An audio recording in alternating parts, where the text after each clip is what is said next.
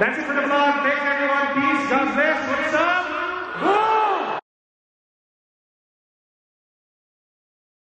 What is up YouTube? Carlo here. Welcome to the vlog. This is the channel where we talk about sneakers, life, and tech. And this episode is going to be special. I have no idea if a lot of people will actually watch this because it's not really sneaker related. But hey, it's my vlog. I'll do it anyway. So today is a special day because I'm going to give a talk to a little over 5,000 students here in the Philippines. That's a lot of people. Now, normally when I do talks, and I do a lot because I'm in the digital marketing industry, that's my day job, it's usually like a classroom setup with like 100 people or maybe 200 people, maybe at the very most like 1,000 people. But man, one of the biggest venues in the Philippines is called MOA Arena, and that's where the event will be held, and that is going to be crazy.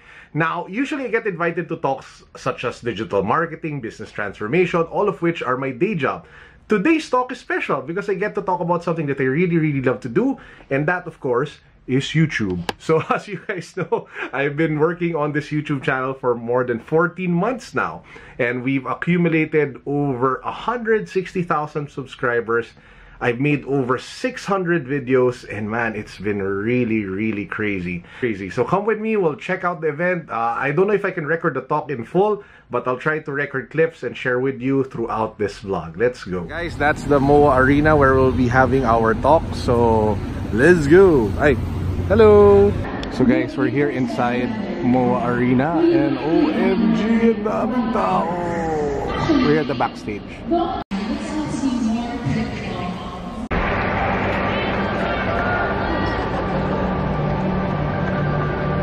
This all started more than 10 years ago. More than 10 years ago, I was in an internet cafe. Mahilig po kasi ako maglaro ng Ragnarok noon. Alam niyo may Ragnarok? Yun. Dati po ako ang brand manager ng Ragnarok sa Level Up. So akin nagbibenta ng mga cards na binibili ninyo. But anyway, addict po ako noon na gamer. Mga 10 hours ako sa mga internet cafe noon. Alala niyo ba yun? Para mag-level up ng character. But anyway, long story short, while I was in an internet cafe with my girlfriend, pinasok po kami ng mga hold-upper. So pinasok po yung internet cafe. Tapos nung pinasok yung internet cafe, hindi ko talaga makalimutan to sa utak ko eh. 4 sila. Yung isang tao doon, kita-kita mo sa mata eh, na talaga medyo drugged up person na kumuha ng barel, tapos tinutukan yung misis ko sa likod ng ulo. Habang nasa internet cafe kami. Tapos nangyari, alam mo hindi siya brave eh. Hindi talaga siya matapang. Feeling ko talaga kahit sinong lalaki, makita yung girlfriend nila o yung mahal nila sa buhay na tinututukan ng barel, parang magtra-transform into the Hulk. Di ba? So yun yung nangyari sa akin. So ano nangyari? Meron ako na-check sa bucket list ko. Kasi medyo nerd po ako eh. Matagal ko ng pangarap manghampas ng tao gamit keyboard. So, ito na, this is my chance. Diba? So tinutukan yung misis ko sa likod ng baril. Ay, syempre, ako naman, atapang, malaking mama. Kinuha ko yung keyboard, bam! Hampas! Kita-kita mo yung mga keys lumilipad, parang slow motion. Di ba? Meron po palang tao sa labas, parang lookout nila. Pasok sa loob, since ako siguro yung pinakamalaking target, mahirap yung ma-miss pagbarilin, binaril ako 3 times. So tumama dito sa gilid ko. 1, 2, 3. Tapos, sobrang life-changing when you are in a moment na malapit ka nang mamatay. Kakaiba talaga. Kasi doon mo ma-realize na isa lang talaga buhay mo. At pag na-realize mo na isa lang ang buhay mo, gusto mo ba gawin, gamitin yung buhay na yun, ginagawa ang bagay na hindi mo mahal. Hindi na. And that's what I realized. So na-realize ko, shucks, gusto ko gumawa ng vlog, gusto ko maging content creator, gusto ko maging vlogger, gusto ko maging YouTuber, gusto ko gawin lahat yun at kumita ng pera para hindi ko na kailangan pumasok sa office ever again. Yun yung pangarap ko. That was my goal. So, it's been, 12 years since that incident. And yung talk na to, ikukwento ko sa'yo kung ano yung nangyari, kung ano yung ginawa ko, kung nasa na ako ngayon, tapos kung ano yung plano ko for the next 5 years. 3 key strategies na ginawa ko in the last 12 years. Yung pinaka-una is aligning my purpose, aligning my why. Kailangan malinaw sa akin yung ginagawa ko, bakit ko siya ginagawa, para talagang all in ako. Ang Japanese term na to, it means ikigai, the reason why you wake up in the morning. Kailangan alam nyo kung ano yun. Bakit nga ba kayo nagigising sa umaga? Ano yung nagpapa-excite sa inyo? Ano yung paggising ninyo? Sobrang burning yung puso ninyo na gusto nyo siyang gawin. Kailangan mahanap nyo yun. May naalala ko isang moment. I go to Victory Christian Fellowship. I don't know if you know the church. And one of our pastors, in one of his preachings, ang sinabi niya sa amin, my prayer for all of you is for all of you to have a burning vision by God on what He wants you to do, to the point na all temptations will fall away. Something so powerful na kahit anong dumating sa buhay nyo, talagang hindi nyo papansinin kasi sobrang linaw kung ano yung gusto nyo gawin sa buhay. Yun yung prayer ng pastor back then, and that's what I wanted. So it's very critical that you find out what that is. Everything I do today, and everything I've been doing for the last 12 years, ever since I got shot, is this chart. It has to be something that I love, it has to be something that I'm good at, and it has to be something that I can make money. Kailangan nasa gitna ako niyan. Kung wala ako sa gitna niyan, hindi ko gagawin. Pag hindi ko mahal, pag hindi ako magaling, at hindi ko kaya pagkakitaan, hindi ko yan gagawin. Parang talagang may nanonood ba ng Dragon Ball dito? Parang nagsusuper saiyan ka na lang na hindi mo alam. Parang nag-on na lang yung ultra instinct. Kasi wala ka talagang pakialam eh. Yun na yung usap kang magaling eh. Ganun talaga yung nangyayari pag nandiyan ka sa gitna. So kailangan mahanap nyo kung ano yung sweet spot na yan. Ito yung tatlong bagay na gusto kong gawin. Ito yung tatlong why ko in life. And lahat ng ginagawa ko, dapat pasok sa tatlong to. Number 1, I want to make a living doing what I love. Nakwento ko na sa inyo yun. Number 2, I want to see the world with my wife. Ay, nandiyan siya. Guys, misis ko nandito sa harap. Oh, diba? Nakilala kami niya first year college. So, seatmates kami, Ople o Rosa. So, boyfriend, girlfriend kami 10 years bago kami kinasal. Kasal na kami ng 8 years. So, tingnan niyo yung katabi ninyo. Baka yan na yun. And number 3, I want to be a blessing to the next generation. That's why I'm so excited. Need to align whatever it is that you're going to do with what you are good at. The way to success for everybody is very different. My way to success is different from your way.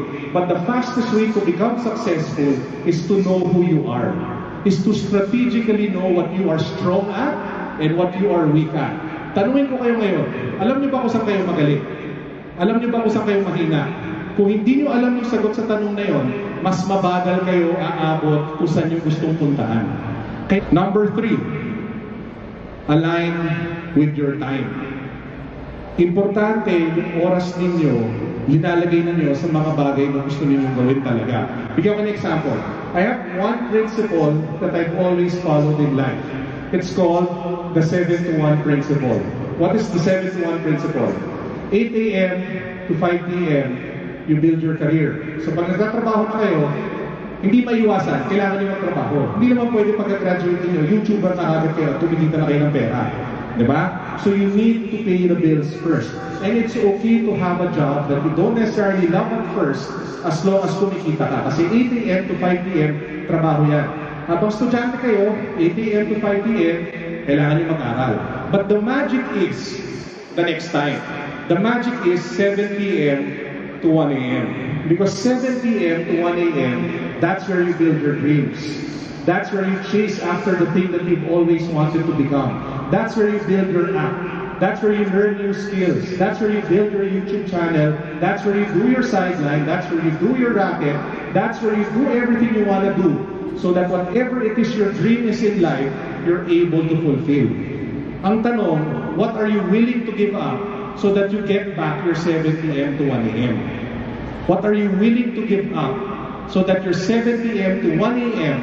can be spent doing the things that you really want to do to set you up for success? In short, gusto niyo ba talaga nagdodota kayo every 7 p.m. to 1 a.m.? Gusto niyo ba laging lumalabas kayo tumiinom every 7 p.m. to 1 a.m.? Gusto niyo ba nagbubulak-bulak kayo na 7 p.m. to 1 a.m.? O gusto niyo ba maging katulad ni Mark Zuckerberg na every 7 p.m. onwards, wala na siyang ginawa kundi gawin ng Facebook? Yun ang desisyon na kailangan niyo gawin habang bata pa kayo. So ginawa ko yun for the last 12 years. So ano yung results? What has happened in the last 12 years? I was able to see the world because of the blog.